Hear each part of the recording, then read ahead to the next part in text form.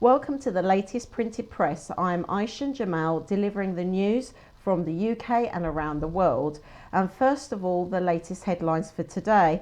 A Paralympic bronze medalist climbed on top of a plane at London City Airport as part of the Extinction Rebellion protests. Firefighters eventually removed the protester, James Brown, from the British Airways aircraft and he was arrested. He live streamed his actions on Facebook. Our second headline, a teenage boy has been stabbed to death outside a McDonald's restaurant in East London. Officers were called at 3:20 p.m. and said the attack happened outside the Stratford Centre Mall. And our third headline, the lucky winner of Tuesday's record €170 million millions jackpot draw has come forward, the National Lottery has said. And our last headline, police have shared a photo of a car that stopped in Glasgow, which had sofa chairs strapped to the roof. The furniture was wedged into the vehicle above and below the open boot, secured with only a few straps. Interesting last thing. And today we are pleased to announce our guest, which is REENA KALIA, founder of Life in London Trust and an influencer on social media. Welcome, REENA. Thank you very much for coming to my programme. Welcome. The first thing that we've got as a discussion today is this article that we've been looking at about charities. Obviously, you run a charity. Yes. And we were talking about this, why small charities are more effective. And we were looking at an article that actually was discussing this, looking at smaller charities, what's effective about it, and, you know, what their difficulties are, what they face. Do you have any opinions about that? Yeah, smaller charities I find are a lot more successful as we can sort of pick and choose the projects we want to do. We can do the research. Yeah, there's no sort of bureaucracy or politics involved or other organisations that we sort of need to get sort of ownership or agree to the projects that we're going to overtake. But in general, it's just like we can concentrate and focus on what we're trying to aim at, who we're trying to help. So, you know, we have that kind of freedom to be able to make our own movements. Yeah. I think with sort of what I do find is charity in the UK, especially that most charities they're losing the trust, where they're not getting the trust from, you know, the public of how the funding is used, and it's kind of sad. But you know, it reduces funding, and sort of we need to get more funding and people's trust, really, isn't it? Yeah. I think that's key. And like you're saying, when it's a smaller charity, you can actually see where the money has gone. Exactly. I mean, so we know who we're aiming, what the items we need to buy, or what we're donating. So it does. It sort of helps. We have that control. Yeah, of I what think we're doing. so. I mean, obviously, the downside with smaller charities is the fact that you need people's immediate help. Exactly. You need more volunteers, you need more people hands-on. But I think actually that's the beauty of it. It becomes more personal. And like you were saying to me earlier, it becomes part of the community, because we were looking at a picture that you'd sent to me, and it was literally people that you actually knew that were part of your charity. Yeah, my charity is with lots of family and friends. It's the community coming together. We're teaching children humanity from a very young age. I mean, we did a homeless project. We've done 2 homeless projects where children have been involved, and the eagerness to help, it's just been phenomenal. They were they sort of dived into the work, from carrying the heavy bags on the streets, handing them out to the homeless, even making up the bags with the stuff that we were giving out. So, you know, it is a sort of nice to see, and it's an eye-opener for them, because then they see how lucky and blessed that they are with everything they have. And to see these poor people on the streets, you know, for whatever reason they are. But it's definitely an eye-opener and an education for the children. Yeah, definitely. So if we go back to the beginning, how did you start your charity? Where did the idea come from? Well, so last year I had a very unfortunate year. It was a very tragic year for me. I lost my mum, I lost my brother, and we had about 7 deaths within the family. But I was in a bad place, but it was affecting my children, and I didn't And when I saw that, I sort of, I need to get myself together, pick myself up together, and I didn't want to end the year on a negative. And you know what, we come from a family that's very charitable. Yes. So, and when my mum was in hospital, we used to talk about setting up my own charity. My mum used to say, what's stopping you? But it was just finding the time. So I decided that no time like now. So I literally launched my own charity, and we did our first project in December. Oh, okay. Yeah. So can you tell us a little bit about your project? So my first project was literally, I set up a Jazz Giving page. I think I raised about near enough £2,000 in donations. Wow, and that was your first project? Yeah, it was my first project. And what we did was buy gifts for children in homes. Okay. So I got in touch with a home, St Christopher's Fellowship, and spoke to them and told them what I'd like to do, and they were very appreciative, and literally we raised the money. We got a list of the children, sort of what gender they were, their age groups, and we bought gifts appropriate to their age. And literally we had a day where some of my friends came over, and we wrapped the presents, we labelled them, and then I think it was on the 23rd of December we went and handed them out to the homes. Yeah, and it's nice that actually, you know, people around you as well actually helped you out and came round, and it does, you know, it really does bring the community together, doesn't it? Yeah. Because you wouldn't have done something like that with your friends if it wasn't for your charity. It's actually quite amazing, really. Do you know what? I'm actually a very blessed person. I have such a supportive sort of family and friends, and they've literally been there for me. And like, I was talking to a friend of mine, they said like everyone wants to do something charitable, it's just they just need that start. And because now that there is something started in the community, they're all sort of willing to help and come and do their bit. And it's nice that, you know, I think offering your time is the biggest gift. So, you know, when everyone has a busy life, you know, running around from work, children, running your business. So I appreciate it when we all get together, come together, and we're doing something, you know, and we know we're making a difference and helping others. You've got to tell me about this skydiving. Have we got the picture for that? We need to put that up because that looks really amazing. So that's something that you've already done, right? Is that a current project or something that you didn't? So that was my fourth project. So my brother had depression. He literally passed away 48 days after my mum. He suffered from depression, and I wanted to do something in his memory and in honour of him. So I decided to do a sky. There it is. I got it up. So I decided to go to Dubai and do a skydive. And so I think I raised about £2,020 for that, and that went to a charity called Mind in Harrow. Oh, fantastic. Yeah. So it was for specifically for another organisation for depression. My charity will work along other organisations and other charities. So, you know, whoever reaches out to us and says, and if we've got the funds to do it, we'll do our best to offer our help. That's fantastic. So what are your current projects then? Do you have any in the pipeline? Yes, we do. So we've just finished doing a homeless project just couple of weeks back actually. So now we're going to be focusing on some Christmas projects.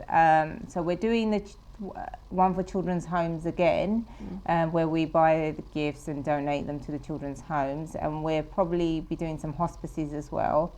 Their gifts are sort of have to be, there's certain gifts that they ask for so because of the children's needs. So they have to suit the children's needs and fit in with their needs. And we're also doing food hampers for elderly. Some of these elderly are alone on their own, and so we're going to be gifting our time and taking some food hampers to them. And also we're doing something for women in domestic violence. We're going to be giving them some Christmas gifts as well. Okay, sounds fantastic. If there is anybody that wants to get involved with your charity, how would they go about like contacting you? Do you have a specific page or anything like that? So you can find Life in London Trust on Facebook and mainly on Instagram. So literally search Life in London Trust and you can find us. That's the logo behind me as well. That's there it is. That's your logo, and that's your profile picture on Instagram. So that's quite, and it's quite simple but effective. name anyway, so that's great. So if anybody does want to get involved, then they can message you through that. Message me through that, and I'll be in touch. Yeah, fantastic. That's really good. So I mean, what is the future for your charity? What would you like to do in the future? Well, it's quite new. It's only a year. It's only a year running for a year. So it's in the process of being registered. Yes. But yeah, we've got quite a few people that have got in touch with me that want me to work on projects with them. So they're in the pipeline. Obviously, if we have the funding for it. So a lot of fundraising needs to be done. We're working on that as well. I might even organise a dinner and dance. So buy tickets and come along and help me raise money. We'll definitely plug that here for sure. Thank you. And we can talk about it near the time as your projects come along. If ever you want to feel like coming back on the show, or even bringing people that have been involved with your projects, then more than welcome, because obviously we want to promote these things, especially the fact that it is in this community. For Eurogenge, this is our local community, you know, so it's very important to us. So yeah, that's the future. But also, obviously, you touched upon the fact that you're going to get registered. That's quite an arduous task. That's not easy, is it, to become a registered charity? We're actually finding that kind of a struggle, because literally there's a lot of fraudulent charities out there, and so it's a lot of work to get it registered, and I fully appreciate it and understand it. But once it's registered, I think people have our trust, or will have their trust, and they'd want to donate more and help more with the project. So, you know, it's slowly but surely we'll get there. Yeah, I mean, with, you know, you see Just Giving pages and things like that. Do you have to be registered to be able to open up those, or you can still open them up? Well, I do those sorts of things. I'm reluctant at the moment of just taking people's money, because obviously I want them to trust me that their money is going to the cause. So literally at the moment I do have a bank account where all the money goes, where we can put money directly, and that just gets used for the charity. I don't use any donated money to run the charity. Literally, I'm blessed that I can fund that myself. So all the money being raised or donated goes straight to the cause. So whatever project we're working on, it will go to that. Which is what I think is good about local smaller charities, is the fact that you can see it is more transparent. And actually I feel like, I mean, you're saying to earn people's trust, but I feel like already you have earned people's trust, because you've had loads of people come on board right from the beginning. So to be honest with you, I think they already do have your trust. But I understand registering opens up other avenues and other doors, so it's quite important to do that. But really, I do feel like you've already earned the community's trust. I'm very appreciative to the people that have come on board. I mean, I do get people every day. I meet new people. I mean, for example, when we was doing the homeless run, I mean, we've got the pink high-vis vests. I think you saw in one of the pictures of children wearing. And we got noticed with that, and they were asking what we were doing, how they could get involved. And the last homeless project we did, we've literally stopped about 10, 15 people stopping us, asking us what we're doing, and I've got a lot of numbers that day. So I need to contact these people. They want to know about the charity and my project. So yeah, it does get recognised, and I'm kind of blessed that I have a lot of my friends want to get involved, a lot of family, sort of extended family getting involved. So yeah, it's doing well, and it's good. It's definitely got a positive vibe, which leads me on to my next question. You're not just a founder of a charity, but you're quite an influencer on social media as well. Do you want to tell us a little bit about your inspirational quotes? I follow you. I followed you for many years, and I find your quotes really, really refreshing. Tell us a little bit about that and your journey with your inspirational quotes. So my quotes are just me in my spare time. A lot of it comes through real life experiences and things that I've been through, or just not just me, like family, friends, anyone I know, or just things, and then just my thoughts. And I just think sometimes, you know, it could be anyone on social media maybe been at a low point in their life, and I think maybe just by reading one of the quotes or the meaning behind it, I think each quote has a different meaning to each individual. So, you know, if I can make someone smile, then I feel stronger. Yeah. I think a lot of the times, you know, a lot of your quotes makes me feel stronger, and actually makes me feel like I'm not alone. Like, Yeah. there's people who think like me, and especially as women, I think a lot of your quotes do really resonate to women, and to be strong and independent. And like, I like that last one that you did about, you know, you give to everybody else but know who you are. I mean, you would know the quote better than me, but there is one that, you know, that sort of talks about that. You know, you give to everybody but actually learn to think about yourself as well. So I think it was blessed, focused, something I can't remember. And there was also another one that you had about, you know, just remembering that you give to everybody else, but you've got to have spare time for you as well. I think, I'm one for self-love. I think, you know, we spend a lot of time loving and caring for other people, and sometimes you just don't get that love back. And I personally feel until you can love yourself from within, find your own happiness from within, you can't help anyone else. I think you can't, I mean, if using the word fake is the right thing, a lot of people fake happiness, but I just think, what's the point in doing that? If you're not truly happy within yourself, and you're from maybe your circle, the people you hang around with, or just people in your life, if they're not making you happy, then what's your point in living? You're right. So I just find... True to yourself. Yeah, be true to yourself, believe in yourself. Once you start believing in yourself, loving yourself, respecting yourself, you can then offer that to other people. But if you don't have that within yourself, and it's just for other people, then you're not really truly happy. I mean, this is a bit of a question now. What would you advise if someone doesn't have that? What do you think they could do to find that, like to find what they really want to do in life? Is it to pursue a passion that they have, not to be scared? What would you advise? I mean, a lot of people just fear making that first move. It all comes from self-belief. And I think the minute you start believing that you can do something, you literally can. I mean, I remember as being a child, I wasn't very confident. I used to always think, I can't do this, I can't do this. But until you actually start doing it and believing it, you can do it. It's, you know, I think people become their own worst enemies, and we look for excuses of not to do something. But I literally think, you know, just start believing, and once you believe in yourself, you can do it. It's, you know, there's no need to fear from people. I think a lot of people fear from society, what people will think about them, or, you know, make fun out of them, or, you know, won't support them. But, you know, I always say stand on your own 2 feet. And if you always see my hashtags, I always put stand alone.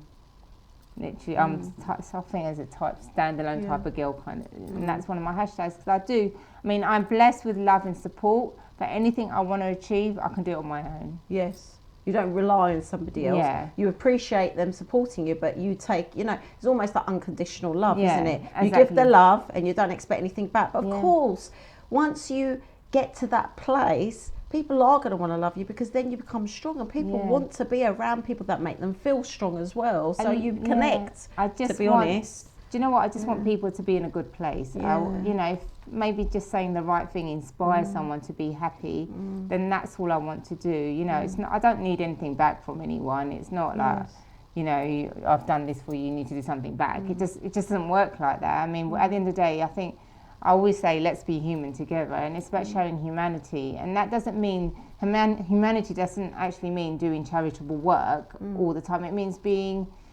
human to other people, to your peers, your family, your friends. You know, it's no point picking and choosing who you're going to, you know, be loving and caring to. And, you know, if you can't, that's what I don't get. Sometimes people are in sort of charitable projects, and they're showing their charitable work, their humanity there, and the minute that project's over, they're back to being sort of, who are you? I don't really care. And, you know, I don't believe in that. I think if you're going to be good all the time. And that's what I want to sort of share. Why can't you be like that? You know, why can't you see the positive? And I think in every negative situation there is a positive. So I think you have to open your eyes and see that yourself. Yeah, definitely. Well, it's all very inspirational things. And the last question I'm going to ask, because we've already sort of almost used up our time, so you've got to come back again, REENA, because it's been an absolute pleasure having you here. You're a real inspiration.